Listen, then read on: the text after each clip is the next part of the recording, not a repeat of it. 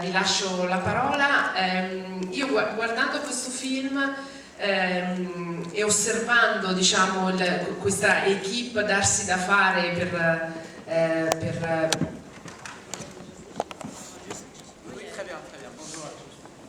osservando questo gruppo di persone al lavoro mi veniva in realtà da pensare che forse la stessa cosa accade su un set cinematografico e che forse questo film poteva raccontare anche il making di un film, perché esiste un regista ma esistono anche tanti personaggi che, diciamo, che nessuno conosce in fondo, no? Che si muovono nell'ombra ma che lavorano per ottenere lo stesso risultato, e quindi mi chiedevo se questa è una cosa a cui pensavate e se arriverà mai, magari, visto che lei ama molto fare i film con gruppi di persone, se arriverà mai un film sul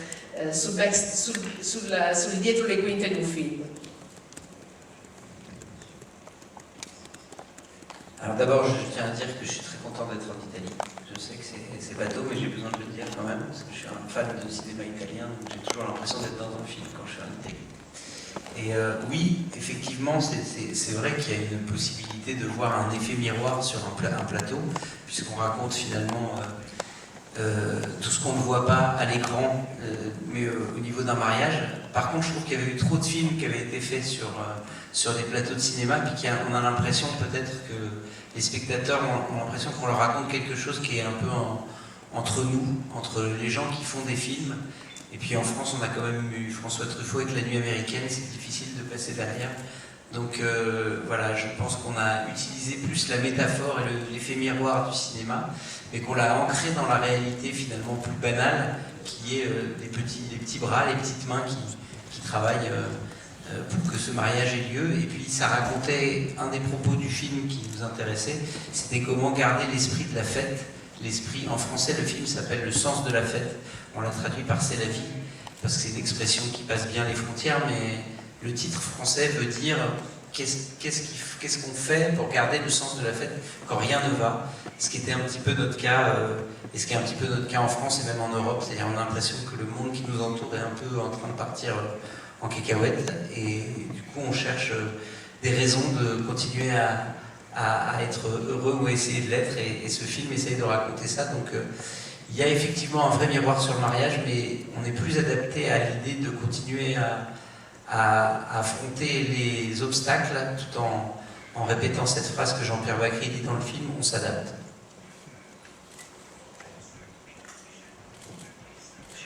C'è una domanda lì e poi lì su. La signora lì? La signora? Sì, in parte l'ha già detto, leggevo le vostre dichiarazioni per cui considerate C'est la vie anche in qualche modo un'immagine speculare della Francia di oggi, ecco, quindi se può precisare meglio questo concetto, e poi se vi considerate degli specialisti della commedia e se quindi è questo il genere che vi interessa continuare anche in futuro a frequentare. Grazie. Alors déjà, dans le casting que l'on a fait, on a réuni des familles d'acteurs qui sont généralement difficiles à mélanger. Peut-être même d'ailleurs que le film raconte un mariage, mais que le film est un mariage entre des gens qui justement sont de familles différentes, comme dans un mariage. Je prends l'exemple par exemple de Vincent McCain qui joue le rôle du beau-frère un peu dépressif. Lui, il vient d'un théâtre public et il a une place très importante dans un cinéma d'auteur un peu pointu en France. Et à côté de ça, peut-être aussi quelqu'un comme Benjamin Laverne qui joue le marié, qui est un acteur de la comédie française. Et puis des gens qu'on a moins vus mais qui arrivent en force comme Ayé. Jean-Pierre Bacri aussi, qui est quelqu'un de très reconnu. Suzanne Clément qu'on a vu dans Momie. En fait, on a déjà commencé par marier des gens qui n'ont pas l'habitude de jouer ensemble. On a aussi pris Alban Ivanov qui vient du stand-up, qui est un gars qui travaille à la télé. En fait, déjà, on a commencé par mélanger des gens qui ne se mélangent pas.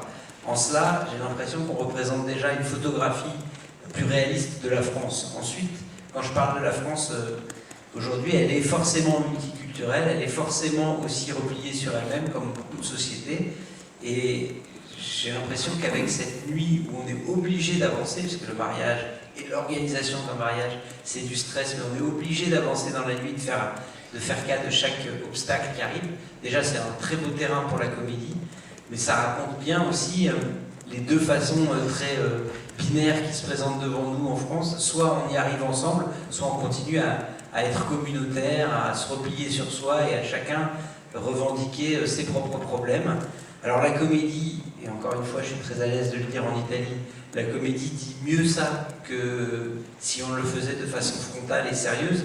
Elle le dit avec recul, elle le dit sans se prendre au sérieux, elle le dit avec une certaine distance qui nous permet de croquer un peu des personnages et de faire rire les gens et finalement de peut-être les faire réfléchir que derrière le rire il y a quelque chose. En tout cas aujourd'hui on vient d'apprendre ce matin une très bonne nouvelle, c'est qu'on vient de passer 2 millions d'entrées en France, donc a priori la France, j'espère, se reconnaît un petit peu dans ce portrait qu'on a fait d'elle et voilà, on est très heureux, c'est pour ça que si vous nous voyez sourire bêtement, vous saurez pourquoi.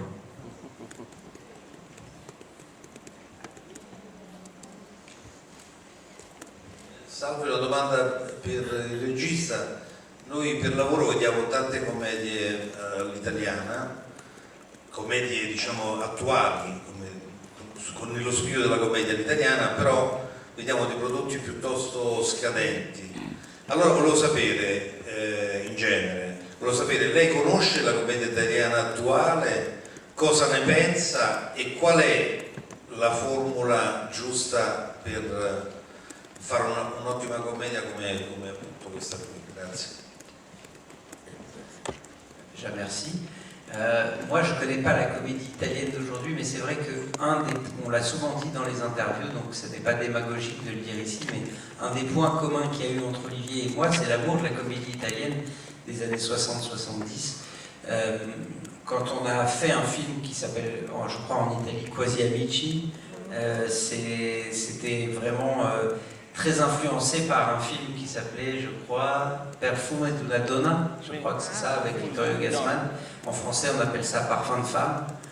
On a vu tous les films de Manfredi, de Ettore Scola, de Dino Risi. Ces comédies-là avaient pour moi, puisque vous demandez quelle est l'originalité, avaient pour moi la valeur de parler de la société dans laquelle ils étaient, avec ce recul, avec amour, avec tendresse, avec émotion. Il y avait toujours une générosité avec une belle musique. Je parlais tout à l'heure de la musique de Armando, je crois Travoli, quelque chose comme ça, qui était la musique de Nous sommes tant aimés. C'est-à-dire tous ces ingrédients-là, on s'en est inspiré, et à chaque fois on prend chaque élément, il y a de l'humour, il y a du fond, il y a des vrais problèmes de société qui sont évoqués. Là, en l'occurrence, dans notre film, on raconte un point de vue d'un petit patron. C'est un point de vue qui n'est jamais pris dans le cinéma français, rarement. On prend souvent les ouvriers ou le côté un peu vraiment social, mais des classes vraiment très populaires, ou alors on prend des patrons assez caricaturaux qui sont au CAC 40 ou à la bourse et qui n'ont absolument rien à faire de la misère des autres. Là, on a pris ce qu'on appelle une entreprise familiale en France. C'est vraiment à travers le point de vue d'un petit patron qui a obligé d'embaucher un beau-frère ou faire plaisir, qui a une relation affective avec son personnel. Et du coup, voilà, tous ces thèmes-là mélangés avec l'humour donnent une sorte de réalisme poétique qui fait que j'ai l'impression que la comédie peut redevenir un genre noble. Après, elle s'est un petit peu perdue dans des trucs un petit peu potaches et un petit peu vulgaires. Mais heureusement, on a toujours ce modèle qui a été à l'époque peut-être pas autant apprécié on le pense, mais de la comédie italienne qui est devenue un repère pour plein de gens qui font de la comédie. Je pense que il y a une phrase en français de Wolinski, qui était un journaliste malheureusement qui a été tué pendant l'affaire de Charlie Hebdo, qui disait que le rire était le chemin le plus court entre un homme et un autre. Je pense que c'est quelque chose qui rapproche aussi, de rire ensemble, d'être dans une salle et de partager le rire, tout comme quand on partage l'émotion. Donc oui, je mets la comédie à un niveau très élevé, particulièrement ici dans ce pays. Ci sono delle domande qui davanti, però io prima vorrei chiedere a lei se ci racconta un po', insomma, osservando il film, osservando questi attori in scena, sembra che ogni movimento corrisponda a una coreografia ben precisa, Quindi mi chiedo come avete lavorato, se avete fatto delle prove, ci sono delle sequenze molto lunghe in cui voi sembrate quasi danzare, perché sono dei movimenti molto complessi che devono dare l'idea di questo lavoro frenetico che si svolge, diciamo, nel dietro le quinte. Alors, d'abord je vous dis bonjour parce que je n'ai pas encore eu l'occasion de vous saluer. Mais pour en revenir à la question, oui, on a travaillé en amont avec Eric et Olivier toute seule. J'ai pas travaillé avec les autres, on a travaillé que tous les deux. Ils travaillaient avec chaque acteur. On a revu un petit peu tout le parcours d'Adèle ensemble, tout le texte. Et à travers eux, j'ai compris qu'ils portaient beaucoup d'importance sur le tempo, le rythme de chaque scène. Et ça, c'est quelque chose que j'ai beaucoup gardé en tête dans ma préparation personnelle, parce que je me suis dit, c'était la première fois que je rencontrais des gens qui me mettaient un doigt sur ça. J'avais jamais fait de comédie auparavant. Donc, effectivement, le sens du rythme dans la comédie, c'est très pointu. Et Eric et Olivier sont très pointus dessus. Et moi, j'avais pas vu l'aspect aussi important dans les comédies du rythme. Enfin, j'avais jamais mis un mot dessus. Et je me suis rendu compte qu'effectivement c'était important et c'était sur ça vraiment qu'il fallait travailler. Et comme les textes étaient vraiment très bien écrits, il fallait juste pour moi trouver le rythme de chaque scène et puis trouver ce qui motivait ce personnage, Adèle. Moi je me disais, Adèle c'est une fille qui veut vraiment bien faire à chaque fois. Donc c'est pour ça qu'elle ne peut pas se laisser marcher sur les pieds, elle veut toujours montrer qu'elle sait ce qu'elle fait. Donc ça, plus travailler sur le rythme de chaque mot, de chaque phrase et en interaction avec son partenaire, voilà, j'avais pas plus que ça à faire en fait.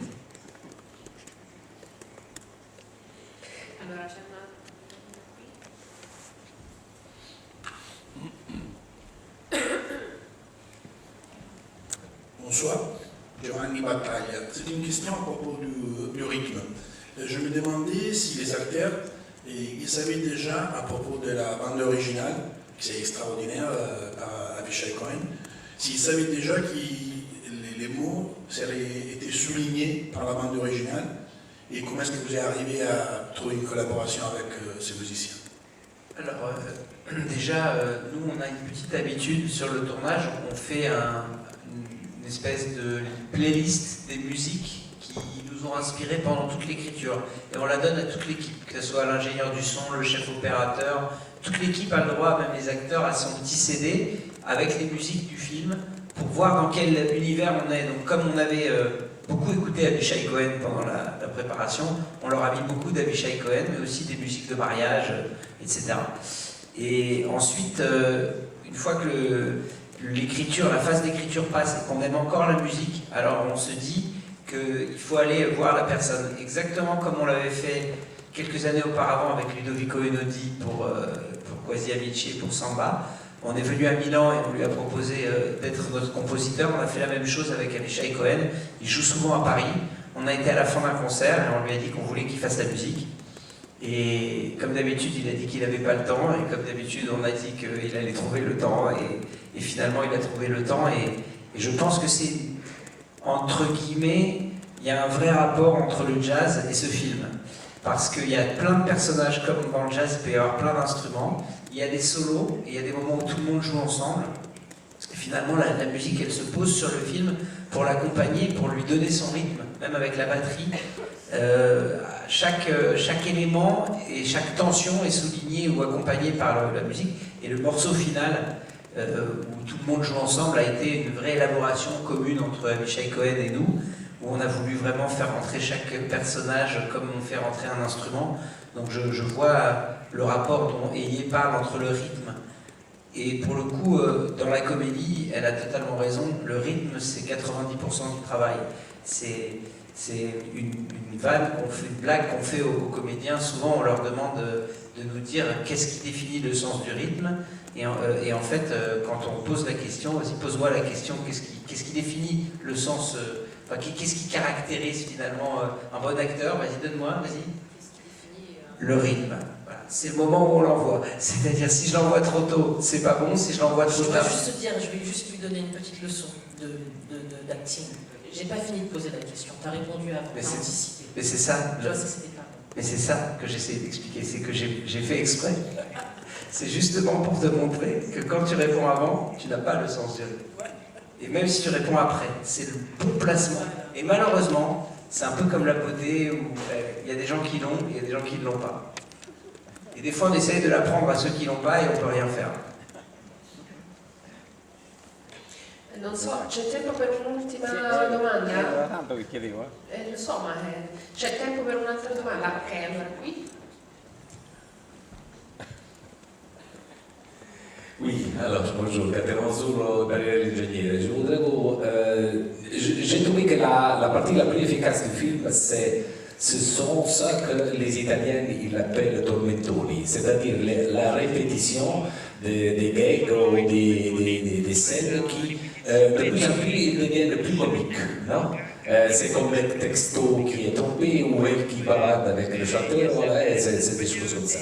Alors je voudrais savoir, à niveau d'écriture du scénario aussi, on a d'abord vu ces tormentoni, je dis, les répétitions, et après on a fait l'histoire autour, aux alentours, ou différent, on a fait l'histoire, on a mis les tormentoni dedans, ou les deux.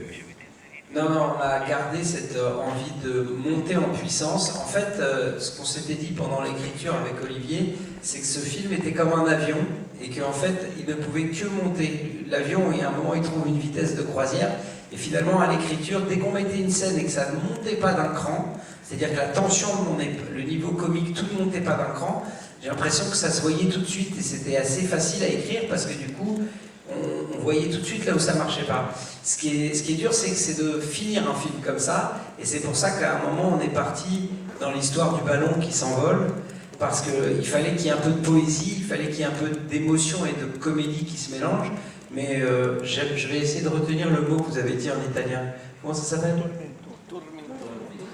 Tormentori. Tormentori. Je vais essayer de le replacer celui-là. Tormentori.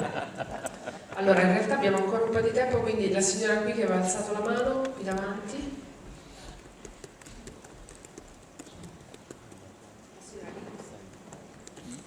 Sì, buongiorno, complimenti. Io l'ho trovato molto molto accurato da un punto di vista percettivo. C'è un gioco di figura a sfondo e di rimandi dove il protagonista sembra il castello a tratti, poi i protagonisti sono i personaggi, il castello racconta la sua storia, i personaggi raccontano la loro. In realtà anche all'inizio del film, le finestre tutte, siamo dentro un interno, sì, ma le finestre sono trasparenti, ecco, volevo qualcosa su questo aspetto, che dici?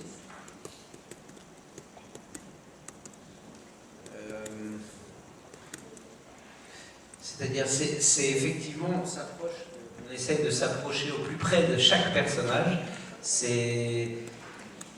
Alors le château, déjà le château, c'est vrai qu'il y a quelque chose qui nous ramène à l'ancienneté de ce qu'est le mariage et l'institution, peut-être la dernière et l'ultime mise en scène grandiose qui existe dans nos sociétés où on réunit tout un tas de gens, où on met des costumes. C'est vraiment une mise en scène. Après, c'est une galerie de personnages, dans lesquels on essaye de rentrer dans la problématique de chacun.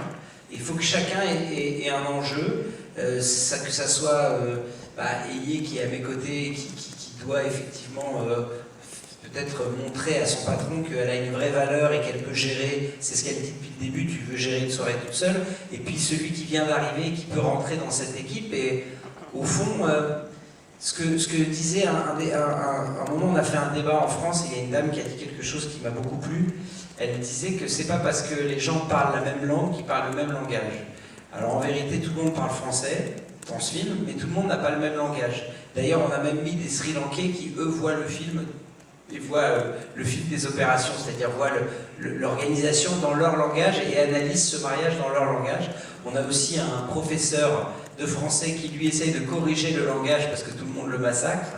On a aussi quelqu'un qui a au départ un problème avec le langage parce qu'elle est un petit peu dure et qu'elle est un peu vulgaire et qu'on sent il faut qu'elle norme un peu son langage. En fait, peut-être que le film raconte des gens qui ne parlent pas le même langage et qui, au final, on va essayer de faire parler le même langage, et c'est pour ça que la musique, et j'en parle avec Avishai Cohen, parfois exprime mieux que nous, avec des dialogues, ce qu'on veut dire. Alors à la fin, la musique fait une meilleure conclusion, parce que finalement, quand il y a un vrai miracle en musique, on voit des gens jouer ensemble et il y a un son qui sort, qui est harmonieux et qui fait qu'on se dit donc c'est possible d'avoir autant de gens qui jouent dans le même rythme et encore une fois, le rythme dans la même cadence. Donc voilà, je ne sais pas si j'ai répondu à votre question, mais c'est ce que ça m'a inspiré. Prego. Sì, in conclusione io vorrei farle una domanda sul vostro film di maggiore successo, Quasi amici. Volevo chiederle quanto il successo che ha avuto, diciamo, è stato anche per voi inaspettato, perché era un film che affrontava una tematica molto delicata, quindi non so, forse alla vigilia dell'uscita sarete stati anche preoccupati per come questa storia poteva essere accolta. Ecco, un po' com'era andata questo film e poi come invece vi ha cambiato proprio la carriera, quel grande successo. Grazie.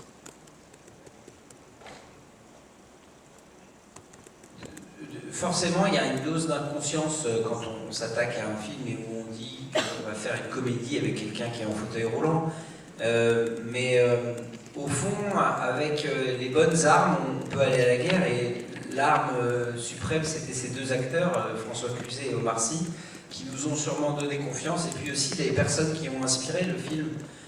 Surtout Filippo Di Borgo, qui était une personnalité qui nous a mis en confiance, et oui, on n'a jamais pensé que le film irait jusque-là. Ça a été vraiment au-delà de... J'ai l'impression que le phénomène nous a dépassés, mais comme Omar Sy avait une bonne expression au sujet du film, il disait que c'était comme les poupées russes, c'est-à-dire qu'à chaque fois qu'on ouvrait, il y avait encore quelque chose à l'intérieur, et en fait, depuis qu'il est sorti, ça s'est jamais arrêté. Là, il y a un remake américain, après je ne sais pas s'il va sortir parce qu'il a été produit par un certain Harvey Weinstein, donc je ne sais pas si finalement le film verra le jour un jour.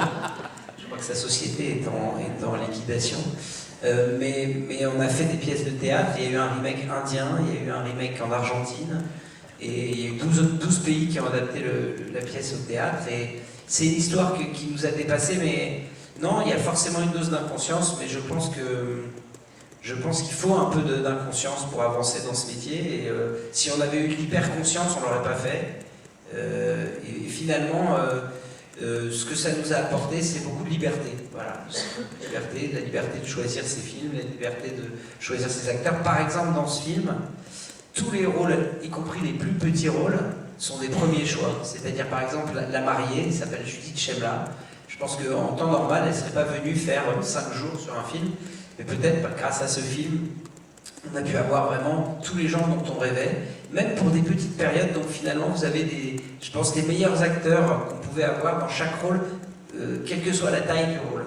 Et du coup, ça donne, je trouve, un réalisme et peut-être plus de force, en tout cas à notre propos. Donc on est mieux armé, donc on est content, globalement. Dobbiamo fermarci qui, molte grazie Enrique e Flavio. Merci beaucoup.